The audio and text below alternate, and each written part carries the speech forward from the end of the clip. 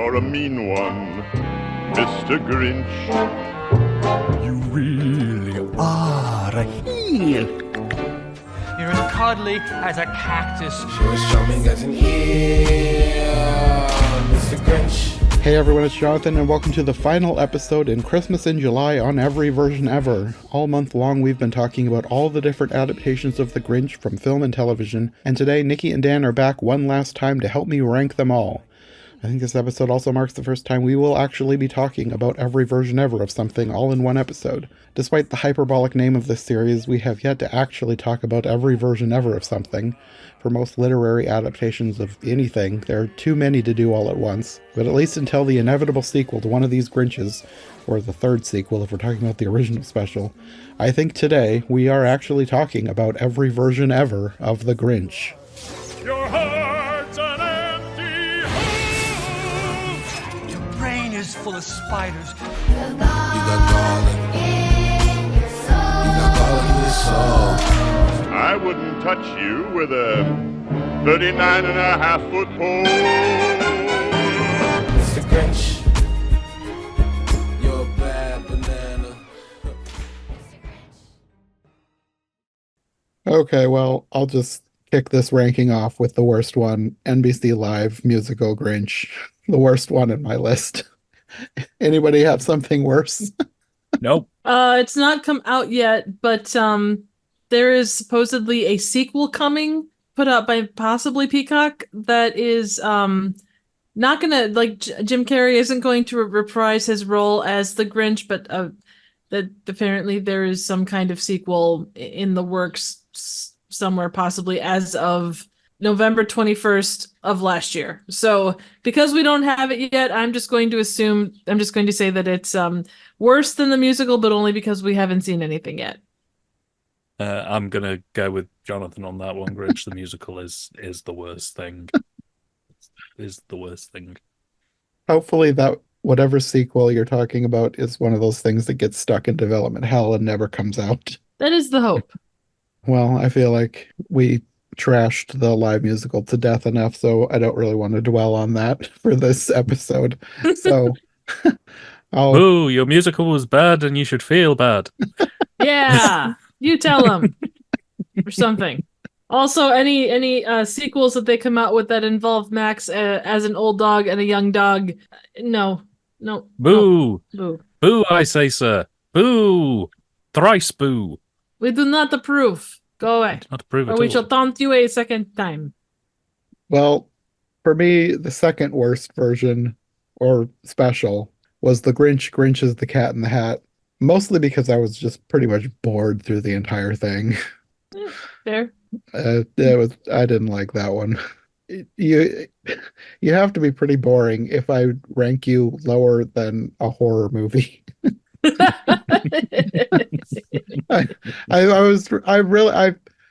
For me, I don't like horror movies, so I figured the mean one was going to be at the bottom of my list. But I was really thinking about it. I was like, you know what? I think I would actually prefer to watch the mean one again rather than the Grinch. Grinch is the Cat in the Hat. What about you guys? What is your next worst version? My number 6 is Halloween is Grinch Night. I was constantly looking at the little time code thing. The animation was the interesting use of names was kind of fun, but other than the constant references to a euphemism, I just couldn't with this one. I think all of our recent talks about euphemism made that one go higher on my list for me because I look back on it, even though I was kind of mostly as bored as the Grinch is the Cat in the Hat, I would watch the Halloween is Grinch Night one again just because that did make me laugh. Oh no, the euphemism part of it was great, but it was the only thing that was great about it. It's like if a fart gun is the only thing that can save your movie, that's not a good reflection on your movie, and a euphemism is only as good as what it is euphemizing. That's kind of true. So, as for myself, probably a very controversial choice. I'm probably going to make some enemies here for listing it this low. I'm going to put the Jim Carrey Grinch. Yes. I know. I did not care for it. In fact, it takes a lot to make me a little bit angry at a film. But other than Jim Carrey's performance itself, which I thought was genuinely very, very impressive, and is certainly up there with some of the greatest transformation performances I've ever seen. It kind of creeped me out, the entire sort of film. Like the plot wasn't really what I was looking for in this kind of a movie. The characters were all very sort of fickle and single note. I didn't really much care for the design choices, whilst very detailed, were also very ugly. I didn't really much care for the dated references. It looked like a very impressive technical film, but it was just every single aspect almost seemed to be hardwired to just really annoy me for reasons I can't fully comprehend.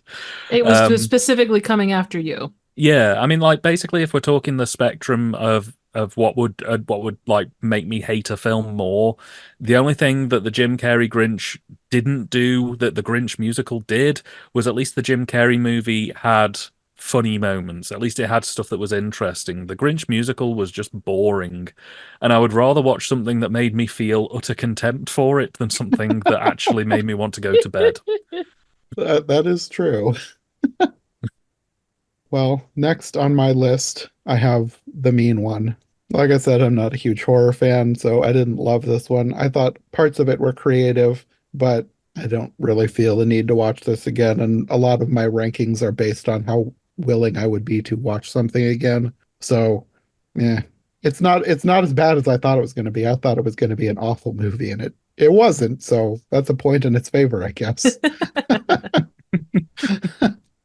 My next one up is probably also a little bit controversial, less controversial than Dan's, because let's face it, Dan is weird. I'm going with the Jim Carrey Grinch. It was fine. It definitely aged better on rewatch than I thought of it as where I originally kind of thought of it back when I first saw it many years ago. But it's still, in the grand scheme, it's not necessarily something that I need to and or want to watch again. I can appreciate all the technical aspects and all the production stuff, and Jim Carrey definitely, but it just didn't do anything for me. It hasn't aged particularly well, and it just, I think there's better ones. Yeah, seems fair. That we now enter the middle of the stack, and I don't really have a lot of feedback really for the middle stack, but my next choice was Grinch. Grinch is the Cat in the Hat. Its biggest crime is that it's just kind of inoffensive and exists. It's been a little while since I've watched it, but I remember like literally watching it from start to finish and just going, well, that's that. And then moving on with my life. And I completely forgot that it existed, frankly, until we were sent the list of films to rank. I was like, oh yeah, that one. Remember that one? No, me neither. Anyway, so yeah. So yeah, that would be where I put that one. Yeah, it's pretty much the most unmemorable of all of the animated Grinches. Agreed. But before I go to my next movie, I thought I would throw the books into this as well, because we had talked about the books earlier in the podcast, and I've talked about it a couple times, but there is a sequel to The Grinch called How the Grinch Lost Christmas. And it's not that great. It'd be fine for little kids, but stick with the original. Always a good thought.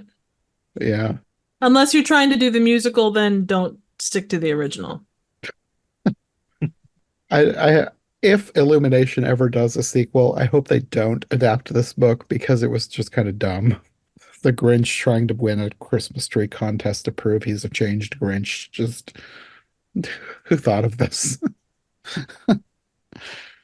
But the next actual movie on my list is where I have Halloween is Grinch Night. Again, kind of boring, forgettable, strange. It made me laugh a few times. I liked some of the creature designs. That's all it's got going for it. It's okay, I guess. But again, like the talking about the book, stick to the original. The original's the best. I'd probably agree with you on that one. That was where I put my next one, Halloween is Grinch Night. Again, one of those films I actually completely a sort of split off from this podcast. I actually ended up having to watch it and write it as an upcoming review for my channel. And yeah, basically the overhanging vibe was that it actually had a bit more going on than Grinch is the Cat in the Hat. There were a few more interesting, funny little moments. Obviously, the euphemism is our definite highlight. I loved the absurdist moments. I thought they were quite weird and interesting.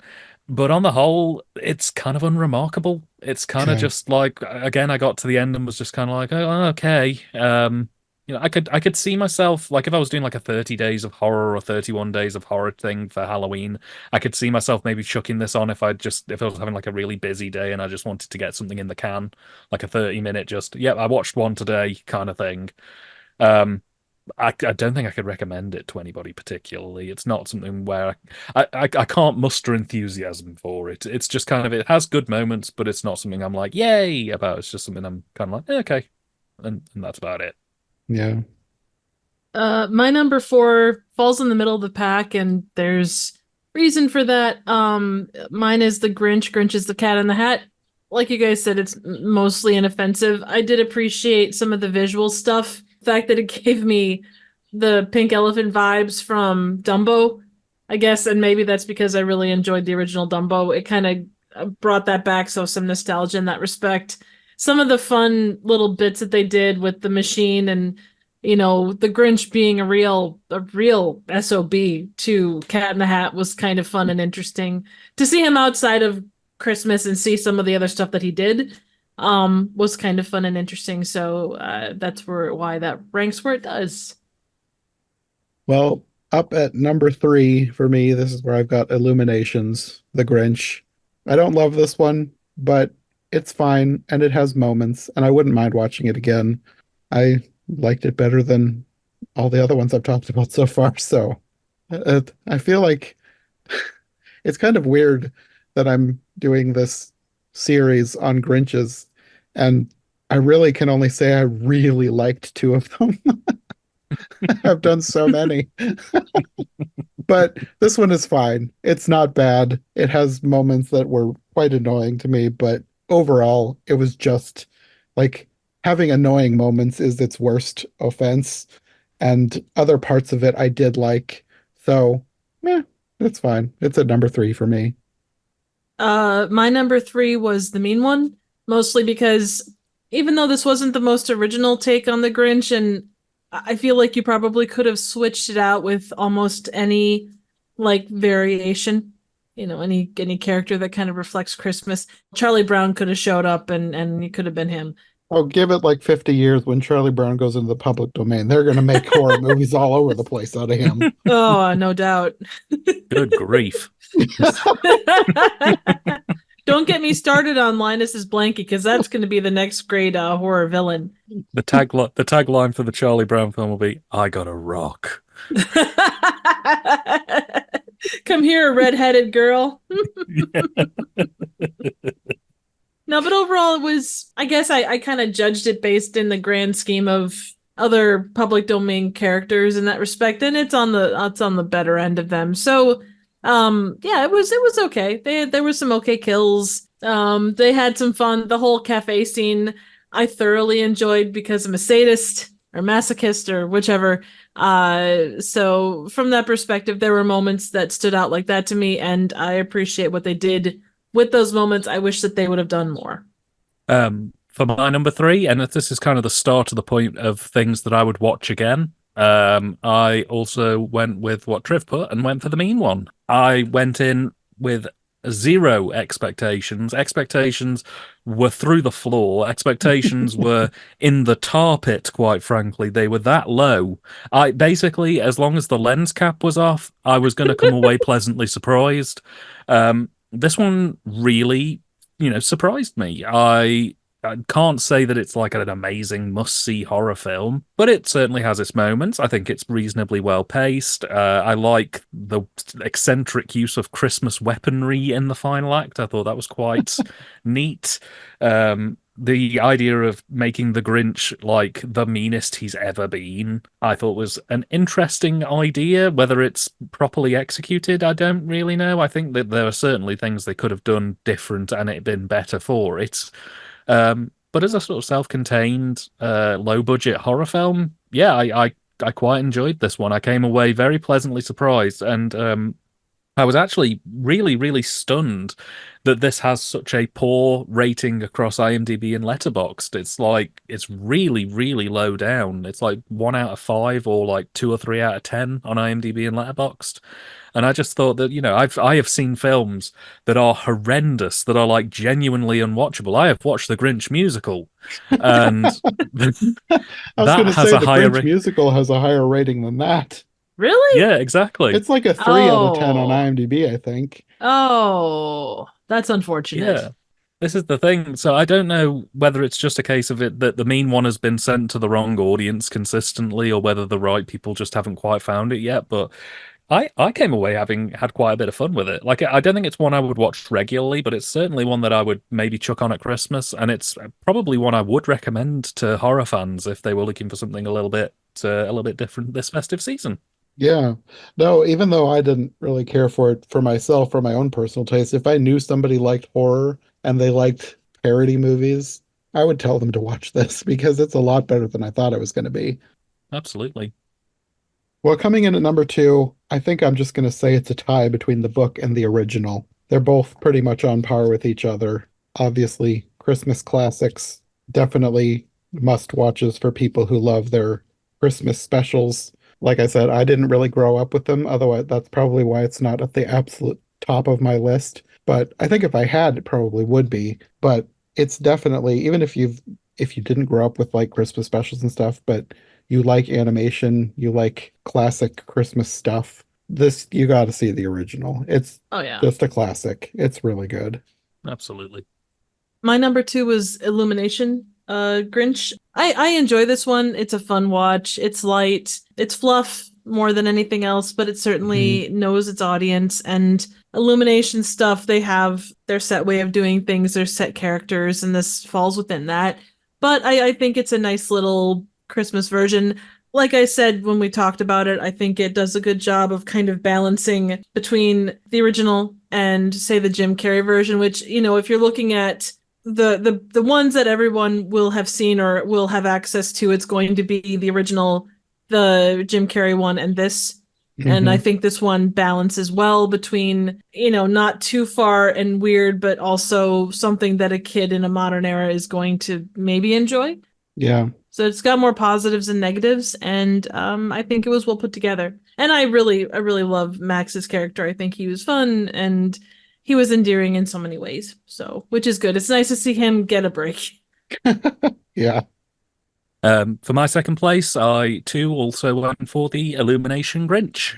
Again, very similar reasons to what Triv put. I feel like it takes the better elements of all of the other Grinch movies and kind of slams them all together into a single film.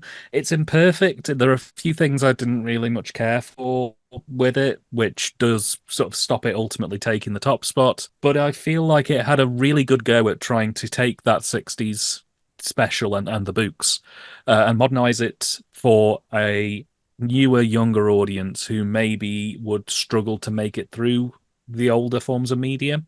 I think it looks great. I think the cast are pretty solid. There's a few writing issues. The comedy's a little bit up and down here and there, and there's a few pacing issues. But yeah, on the whole, if this was recommended to me, if, say, the family wanted to watch this with me one Christmas, I certainly wouldn't put up any protest. And I think if I was talking to a younger audience, I would quite happily recommend this one. Well, for my top one, I'm sure you've already guessed. This one is purely nostalgia for me. The Jim Carrey Grinch.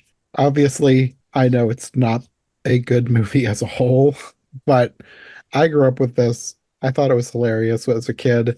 My brothers and I quoted it endlessly. Jim Carrey is great in the role. It's a weird movie, but for people that grew up with it, I think they're looking at it through a completely different lens than somebody coming in nowadays. So that is the reason why it has topped my list. Like I said, with the original, I didn't really grow up with it. I grew up with this one. So if somebody wanted to watch The Grinch, this would be my first choice just because of Jim Carrey. His take on The Grinch is bizarre and hilarious and endlessly quotable. And it's my favorite of all the Grinches. I think you're 100% allowed to have that. I mean, and nostalgia does play in, and it does have a lot of good. And I know a lot of people who watched it then and now and have that same opinion. Absolutely nothing wrong with that in that respect. And not that you need validation, but just so you know you've got it. So Yeah. Oh yeah, absolutely, absolutely. I mean, I was going to say as well on that note with Jonathan, I was going to say my number one choice is also heavily nostalgia driven, and that is the original How the Grinch Stole Christmas, a film that I grew up with every year watching at Christmas time.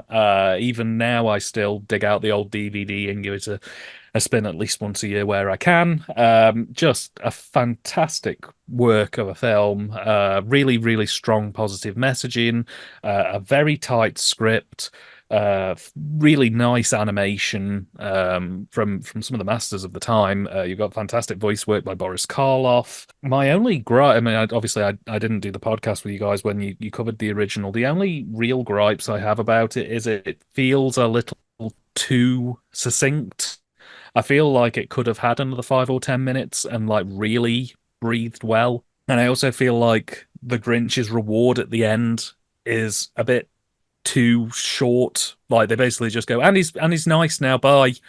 Um, it would have been nice to maybe give him just a little bit more time to kind of for us to kind of see the Grinch kind of spend Christmas with people and show that positivity a bit more. I think the Illumination Grinch kind of handled that side of things a little bit better than the original. But yeah, on the whole, it's a very nostalgia-driven choice for me. I love the original Grinch Who Stole Christmas, and I still think it has the power that it had in the '60s in the modern day. So definitely one that I would recommend to anybody, young or old. And I think it's got a lot of really nice moments in it. my number one is the original as well, for a lot of the same reasons as Dan. And it's watched it every year.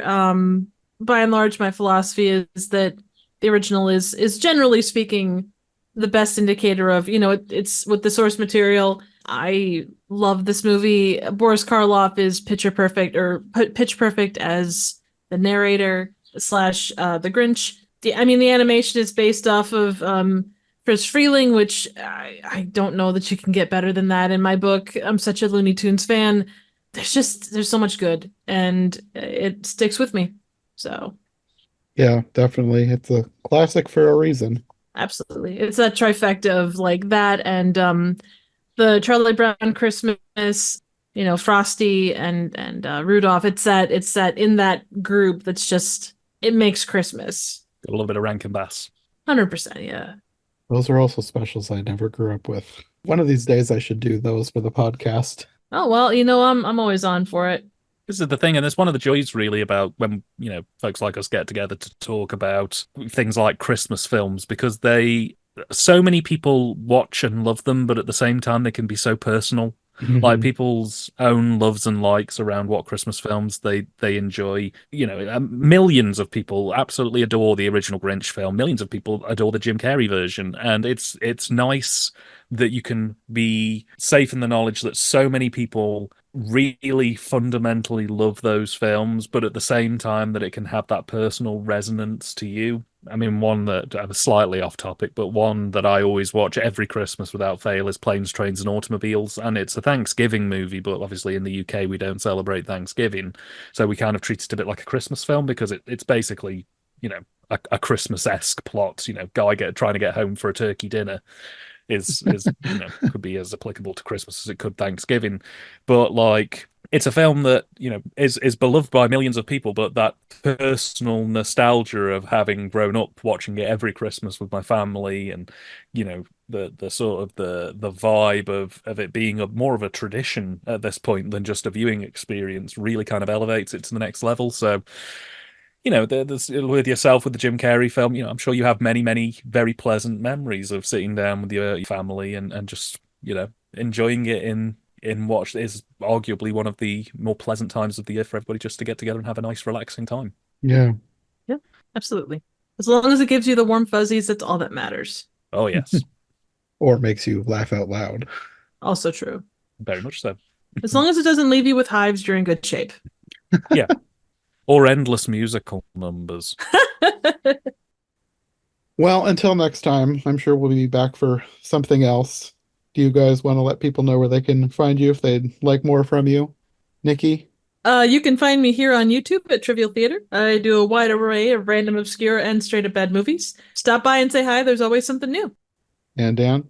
Once again, thank you for having me. I hope I haven't disturbed, warped, or corrupted anybody in the making of these podcasts.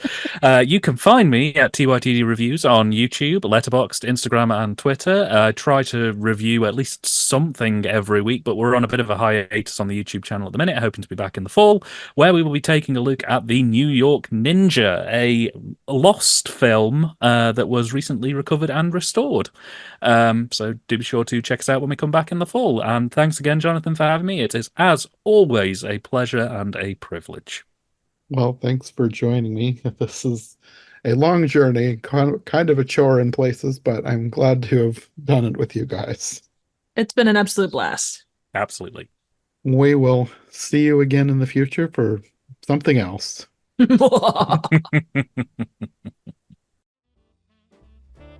Thanks for listening to Every Version Ever. If you enjoyed this episode, make sure to subscribe and follow my co-hosts as well. My link tree and all of our links will be in the description below. If you want more of my content, all my podcasts are available on YouTube as well as most podcast platforms.